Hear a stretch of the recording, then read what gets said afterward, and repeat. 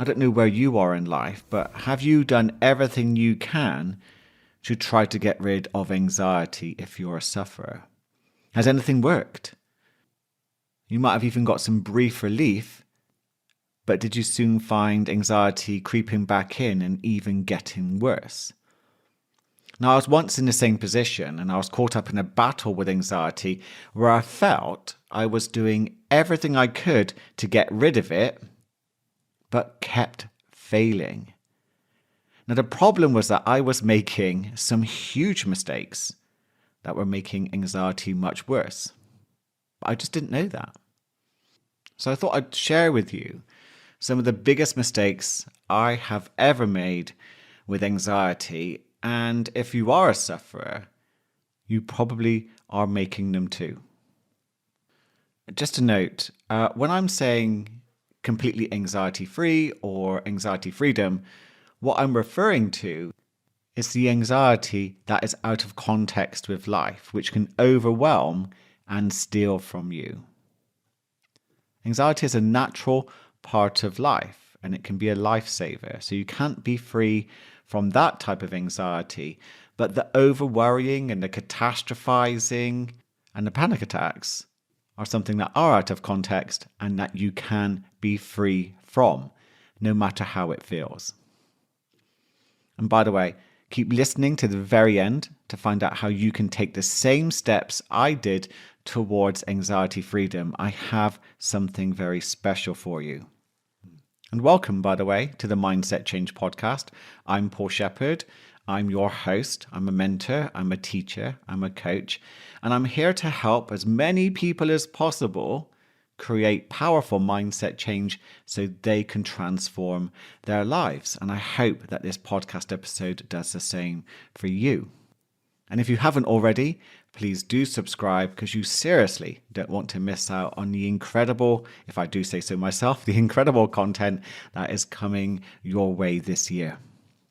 Just a quick thank you to everyone who's been messaging their support for the show and let me know your feedback on what episodes you're really enjoying. And if you want to know how to do that, you can scroll down within a Spotify app and you can let me know what you think of each episode. And you can also leave a review in Apple Reviews. It would be most appreciated. So the biggest mistakes. Well, one of the biggest mistakes I ever made with anxiety, and it is the biggest I think, is believing that it was all in my head. Now, I did everything I could to think more positively, and it didn't work. I was kind of promised that if you just think differently, Paul, your anxiety would dissipate. It would disappear because the problem is in your thoughts. You've heard that, right? I still hear it. If you just change the way you think, then your anxiety will disappear. And it can get really stressful trying to change your thoughts. It can get really stressful if you notice yourself having some dark negative thoughts and you try to fight them, you try to change them, you feel guilty. Like there's something wrong with you for even thinking them.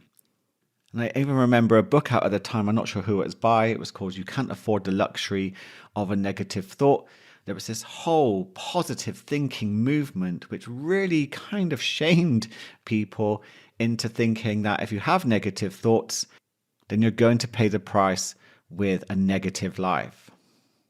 So you end up playing this game of like whack-a-mole. It's where you're just smashing down the negative thoughts as they arise. You just don't want them. And yet before you know it, there's another one that's beginning to appear. And that will increase anxiety and also make you feel like you're a failure because you can't stop negative thoughts popping up in your mind because they're completely and utterly normal.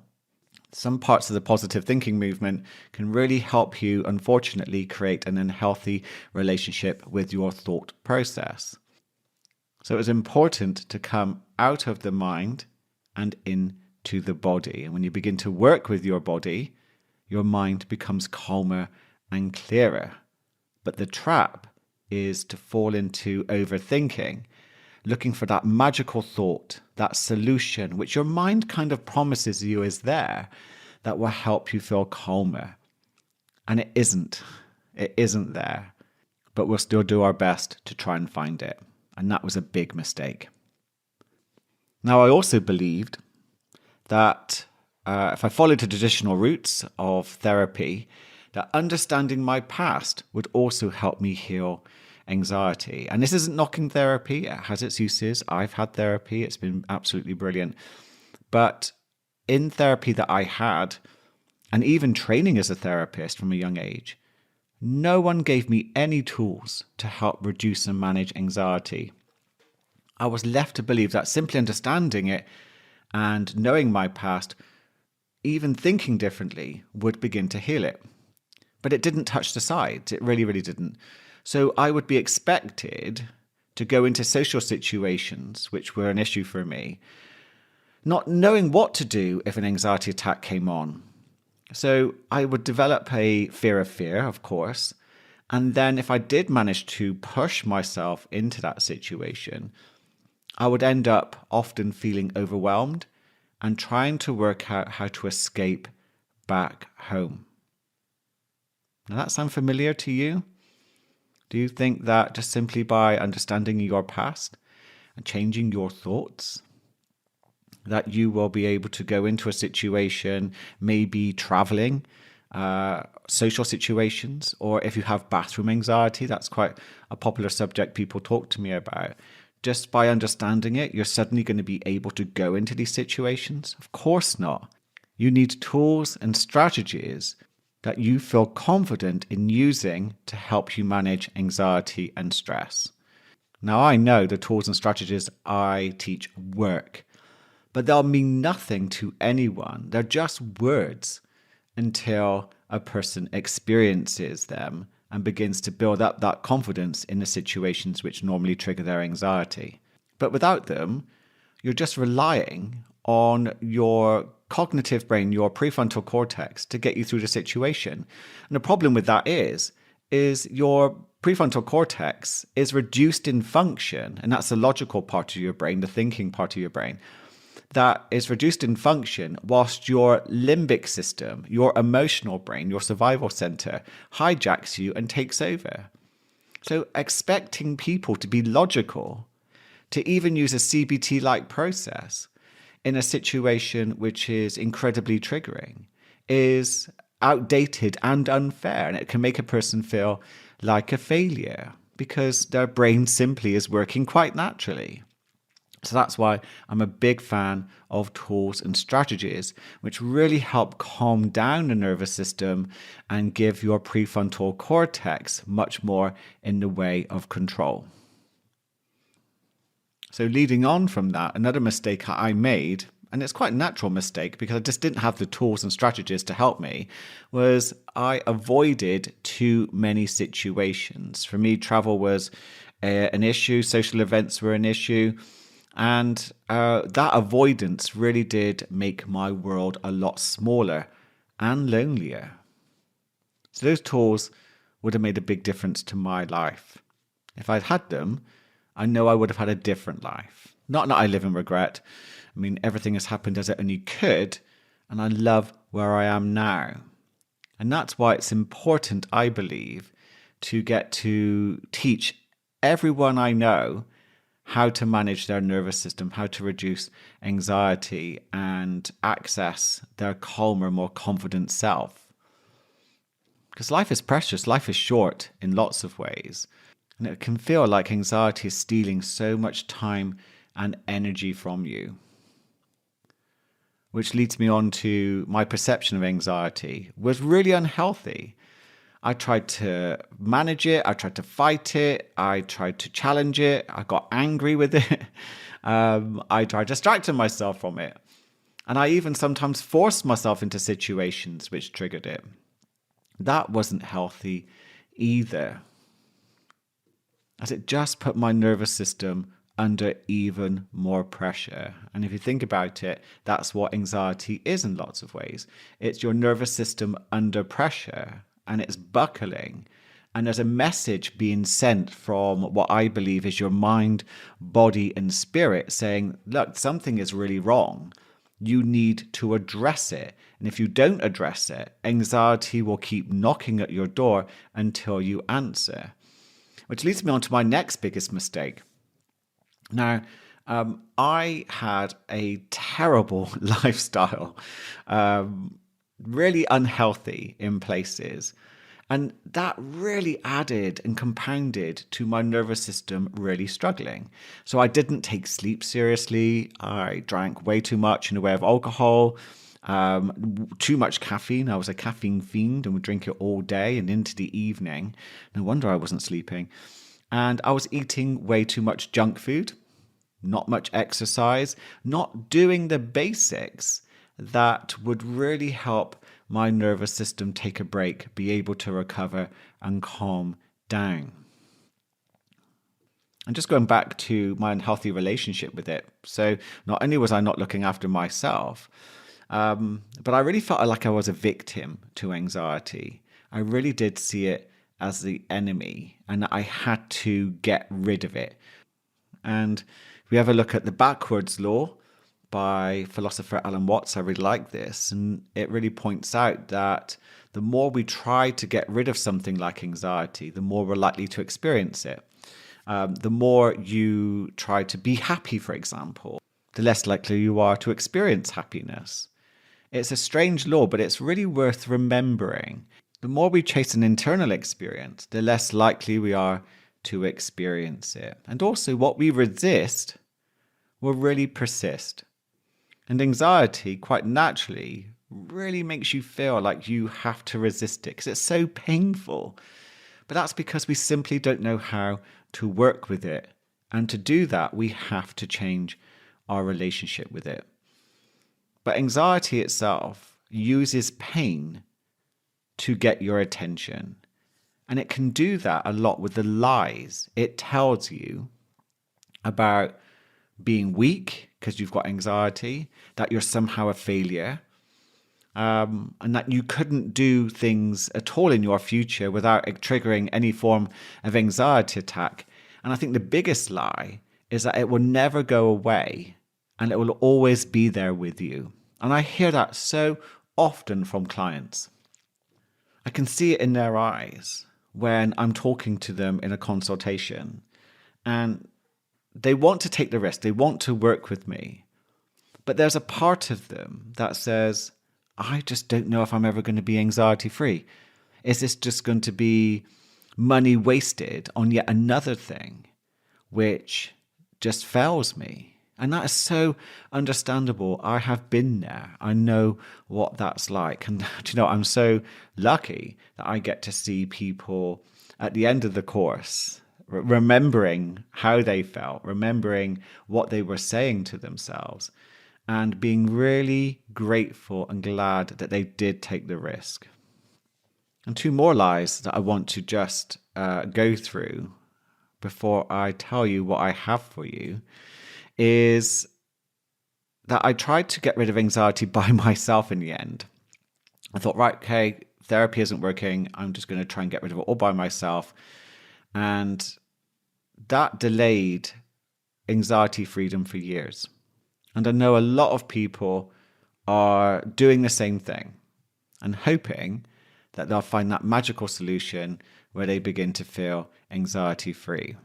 And I think it's really important to speak to people who've been in a situation where they've had anxiety and are now anxiety free, and to explore the similarities between themselves and other people who've done the same journey to get a sense of what works. But remember, you are an incredibly unique individual, and it's incredibly nuanced as to why you're experiencing anxiety. So there's never going to be a one-size-fits-all system, but you can begin to work on the foundation towards anxiety freedom. You really, really can. But of course, there's one thing that can stop all of this, and that is any programs you have inside your mind that continue to self-sabotage being anxiety free. Now, I did that a lot. I didn't realize how addicted to the drama, the heightened feelings, this false sense of control. And I wanted to kind of keep that. I didn't realize how alien being peaceful and calm felt.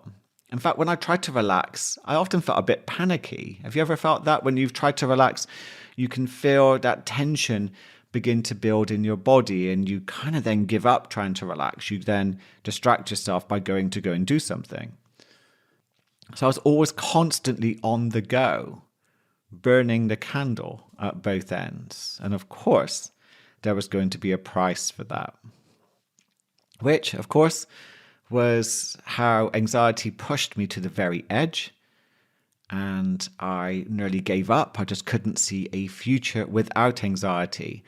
And that's when I had that awakening experience, the anxiety awakening experience I've talked about before on the podcast, where this voice just came out of nowhere, vibrated through my whole body and told me that I had anxiety all wrong, that I had to come out of my head and into my body. Now, I had no idea what that was at the time, what it meant, but do you know what? It did give me hope.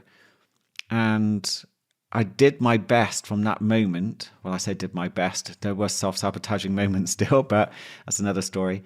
But I wanted to work out what it meant. And it set me onto a path which did lead towards anxiety freedom. Something that I never thought was possible. When I had those first moments of being anxiety free and calm, I admit to you, I panicked. I was like, oh, this is so weird. I'm not sure I like this feeling. It's just so quiet and still. But the more that began to happen, and there were longer periods, the more I settled into it and worked on anything which was self-sabotaging or triggering anxiety to still happen. So I want to say to you that even though I never thought it was possible, it obviously came true for me. And the same, I believe, is for you. Anxiety freedom is possible, and you can take steps towards doing this too. But how? Well, this podcast started as a dare from a client, and its intention was to help people with anxiety. But if you looked at the sheer number of episodes available to you, it can feel overwhelming. People often ask me, where do I start? And even I look at it and going, wow, there's so much great content. Where would they start? Now, which episode would be best? I mean, those NSDR episodes, the Yoga Nidra ones, you are loving them. Thousands of you are listening to those. And that is incredible because I know how powerful they actually are. So decades of knowledge have come onto the podcast, but there has to be a better way of helping you. And of course, hundreds of you have also worked with me one-to-one or in a group to become anxiety-free. That will always be an option. There's some amazing opportunities coming this year, which I will announce at some point. But I am only one person, and I want to help as many people as possible wake up and become anxiety-free. So, I have collaborated with my favorite supplement company, New Mind Wellness, and together we have created an app where you can download a low-cost 6-week anxiety freedom masterclass, which will help you take the essential steps towards feeling anxiety-free. You can also access a course on your desktop too, of course. So it's decades of information combined into a course, very simple course, which was incredibly hard to do because I've got so much in the way of information and tools, but we've broken it down into a course.